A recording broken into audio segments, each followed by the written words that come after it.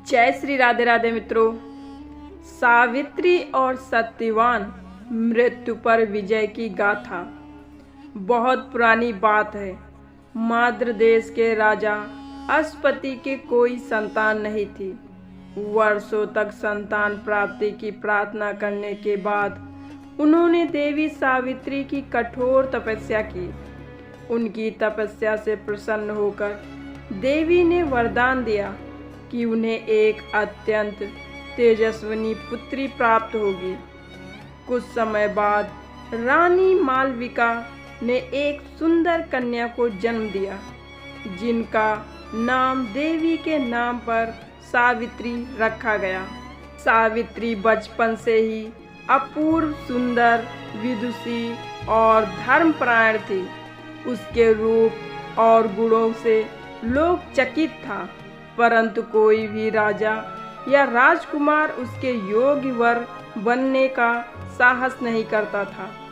उसके पिता ने स्वयं उसे योग्य वर की खोज में भेजा।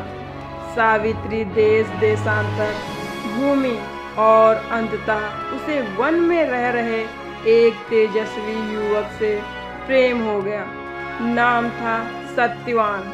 सत्यवान सालव देश के राजा द्विमतसेन का पुत्र था, जो अंधता के कारण अपना राज खो चुका था।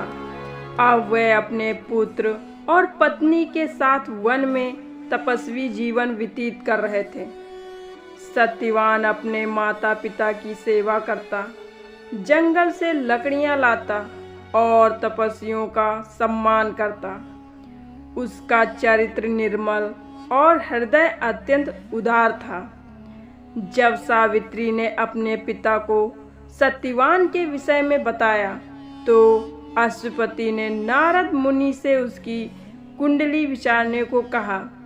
नारद ने बताया कि सत्यवान अवश्य ही गुणवान और धर्मात्मा है, परंतु 1 वर्ष के भीतर उसकी मृत्यु निश्चित है।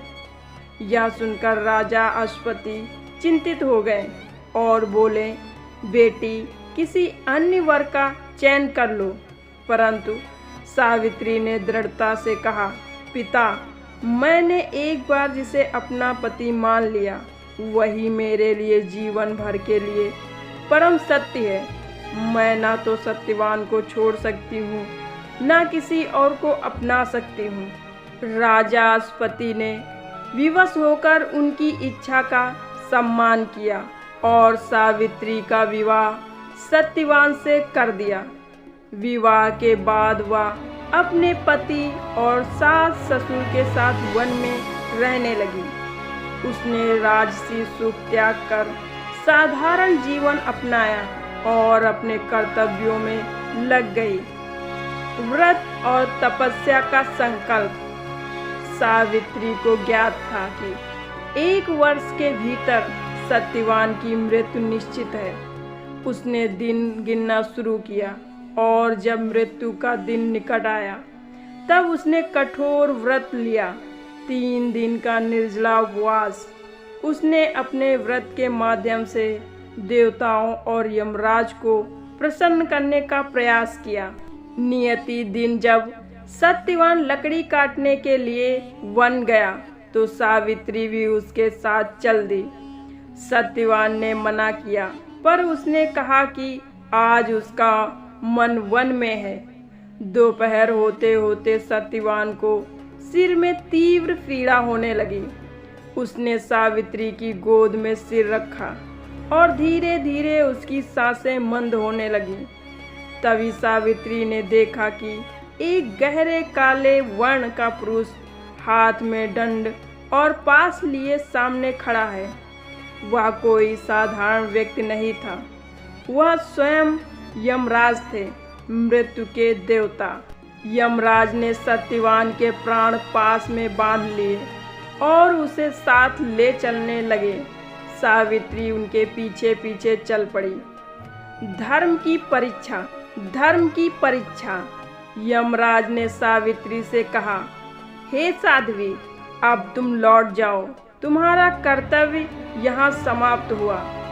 सावित्री ने नम्रता से उत्तर दिया, जहाँ मेरे पति जाएंगे वहाँ तक मैं साथ चलूँगी। यह धर्म है पत्नी का।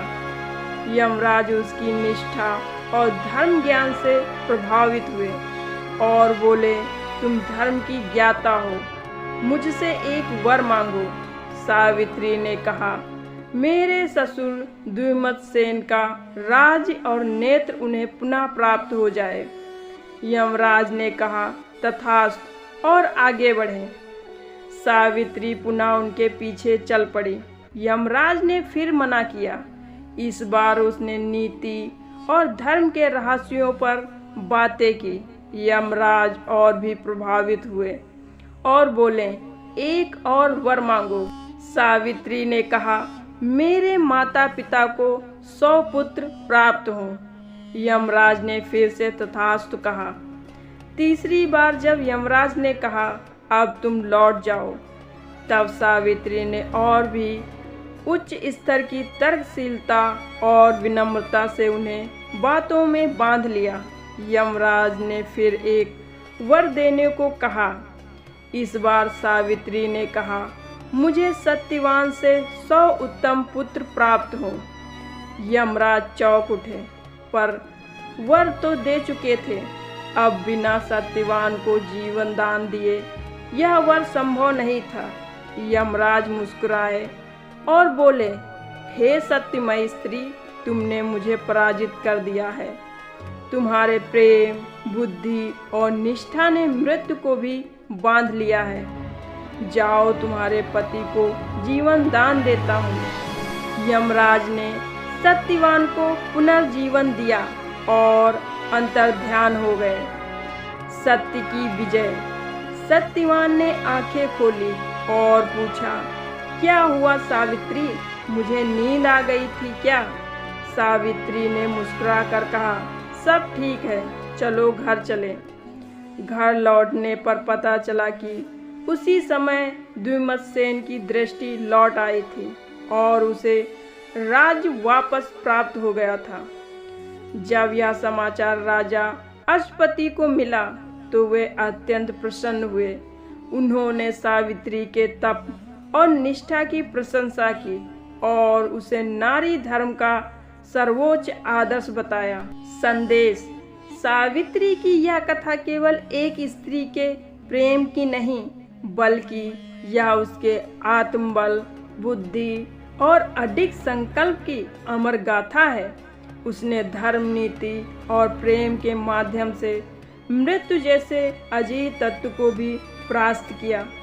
आज भी वट सावित्री व्रत में स्त्रियां सावित्री की भांति अपने पतियों की दीर्घायु और सुख समृद्धि के लिए व्रत रखती हैं। तो मित्रों, आज की यह हमारी कथा कैसी आपको लगी, कमेंट बॉक्स में अवश्य बताएं।